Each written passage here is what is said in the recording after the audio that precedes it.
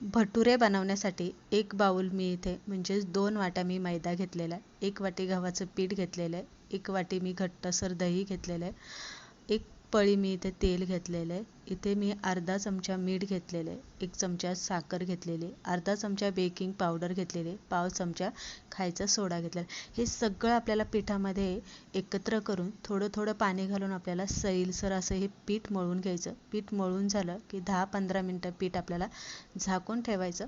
10-15 मिनटानंतर तेलाचा हात लावून पीठ मळून घ्यायचं. लिंबाच्या आकाराची आपल्याला पिठाची गोळी तयार करून घ्यायची आणि पातळ असा आपल्याला भटुरा इथे लाटून घ्यायचा. तेल गरम करायला ठेवलं होतं. गरम झालेल्या तेलामध्ये भटुरा सोडायचा, खालीवर करायचा. बघू शकताय छान फुग्यासारखा आपला भटुरा फुगतोय आणि तेलकट सुद्धा अजिबात झालेला नाही. खायला सुद्धा एकदम खुसखुशीत लागणार आहे. नक्कीच एकदा या पद्धतीने बनवून बघा.